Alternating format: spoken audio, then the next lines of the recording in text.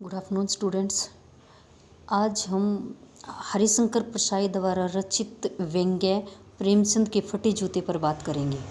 प्रेमचंद आप हम सभी को पता है कि ये उपन्यास सम्राट और सबसे अधिक कहानियाँ लिखने वाले सबसे प्रसिद्ध लेखकों की श्रेणी में आते हैं प्रेमचंद जी।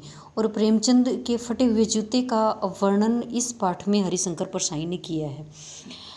और हरिशंकर प्रसाई एक कमरे में, जहाँ तक इसकी लेसन की बात है, वो दिखाया गया है कि हरिशंकर प्रसाई के सामने प्रेमचंद का एक फ़ोटो है और उस फोटो में वो अपनी पत्नी के साथ फ़ोटो खिंचवा रहे हैं। और फोटो में उन्होंने टोपी, सिर पर टोपी पहन रखी है, कुर्ता है, धोती पहन रखी है। उसका मतलब शारीरिक बनावट इस लेसन में उन्होंने दिखाई है। जो सबसे अखरने वाली बात कवि के लिए है, यहाँ हरिशंकर प्रसाई जी के लिए है, वो क्या है कि उनके बाएं पैर के जूते में छेद हो गया है। दाएं पैर का जूता ठीक है, लेकिन बाएं पैर के जूते में छेद हो गया है, फट गया है ऊपर से। आमतौर पर लेखक को यहीं पे परेशानी ये है कि जूते, जब आम आदमी के जूते घिसते हैं वो नीचे से उसका तलवा, जूते का तलवा घिस जाता है, लेकिन यहाँ प्रेमचंद का जूता है वो ऊपर से फटा हुआ है। उसका तलवा ठीक है, लेकिन छेद हो गया है जिसमें से उंगलियां उनसे बाहर दिखाई देती हैं। और यही दूसरी बात जो अखरने वाली बात है कि फ़ोटो उन्होंने इस पोशाक में खिंचवाई है। पोशाक कैसी कि वो ज़्यादा साफ़ सुथरे कपड़े तो ठीक है, लेकिन जूते उसने फटे हुए हैं। और फिर वो यहाँ पर ये सोचता है कि ये जब फ़ोटो खिंचाने की यह पोशाक है तो पहनने की कैसी होगी। जब भी हम आम आदमी जो होता है, जो दिखावा प्रस्त होता है, दिखावे की संस्कृति में जो जीता है, वो व्यक्ति फ़ोटो खिंचाने के लिए कपड़े जो उसके होते हैं वो बहुत अच्छे कपड़े पहन के जाएगा, वो भले ही उसके पास हो या फिर वो उसने मांग के फ़ोटो खिंचानी हो। अब यहीं पे ही कहता है कि इस आदमी की अगर फ़ोटो खिंचवाने की यह पोशाक है तो असल में कैसी होगी। लेकिन दूसरे क्षण वह विचार करता है कि ये जो आदमी है, ये पोशाक बदलने का गुण इसमें नहीं है, ये केवल एक ही पोशाक को रखता है। कहने का मतलब है दिखावे में विश्वास नहीं करता, जो वास्तविक है उसे ही सभी को दिखाता है और उसी चीज़ को देखता है। और फ़ोटो खिंचाते खिंचाते ही जैसे ही फोटोग्राफर ने उसको बोला होगा रेडी प्लीज़, तो इसने एक हंसने का अभिनय किया होगा। मतलब उसकी वो हंसी है वह है स्वाभाविक या प्राकृतिक नहीं है। केवल फ़ोटो खिंचाने के लिए जो उसने मुस्कान दिखाई है, जो वह भी अधूरी है, पूरी नहीं है।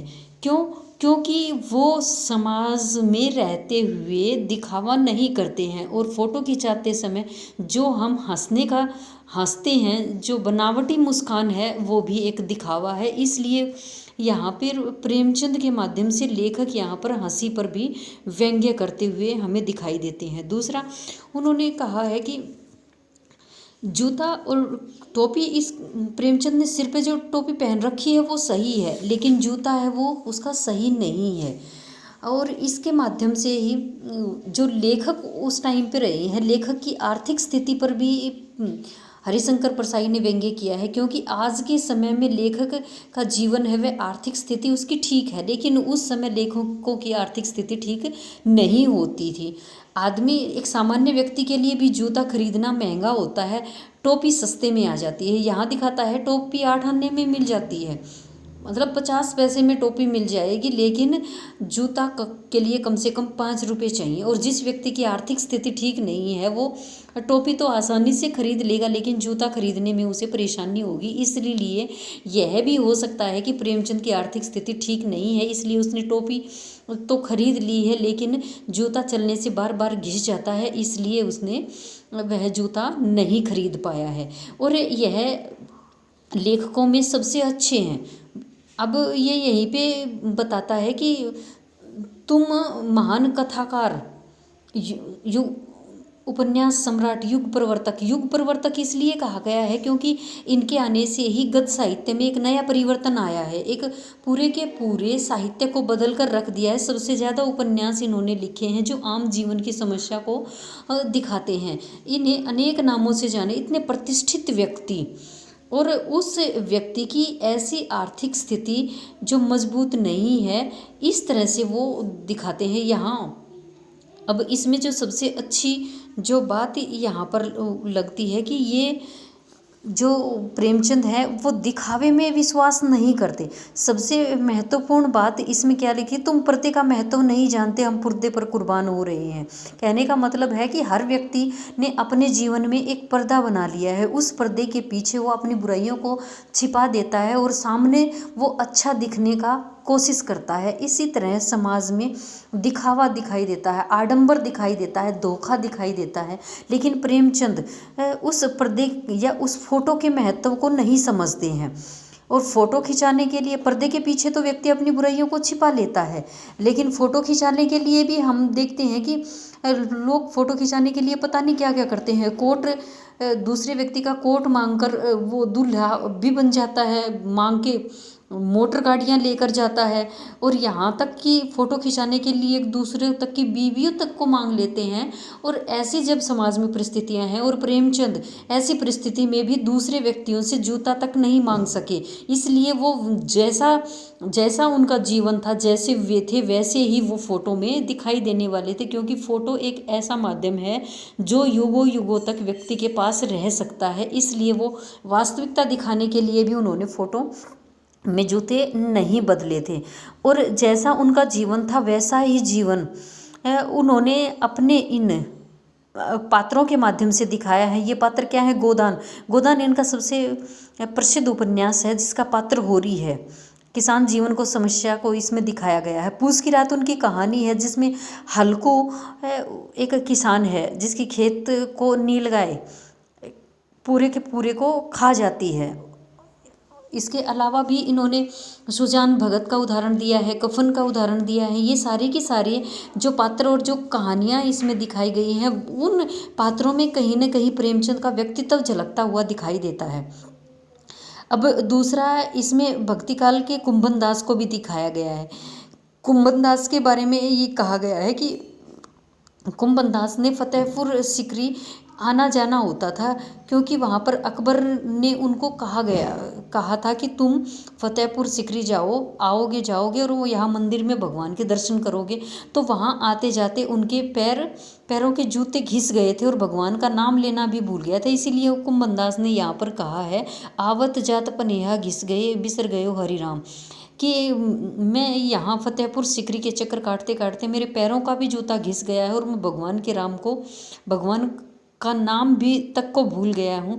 और वो इसका उनको बहुत दुख भी है कि जिनको देखने से ही हमें दुख पैदा हो, उसको क्या सलाम करना। उसको तो सलाम करने में एक आडंबर सा हो, जब दुख केवल देखने के लिए आदमी को इतना दूर जाना पड़े, तो इससे अधिक दुख की बात और क्या हो सकती है। यहाँ पे कुंभन दास के माध्यम से भी जूतों का यहाँ महत्व दिखाया है। इसके अलावा जो ये लास्ट वाला यहाँ पर दिखाया है, इसमें वो दिखाते हैं प्रेमचंद के माध्यम से हरिशंकर परसाई कि हमें लगता है कि तुम्हारा जो जूता है वो किसी सख्त चीज़ को बार बार टकराने से ऊपर से फट गया है।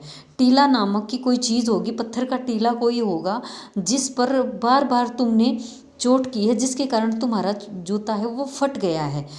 और वो जो टीला यहाँ पर दिखाया गया है, वो टीला समाज में व्याप्त बुराइयों का प्रतीक है।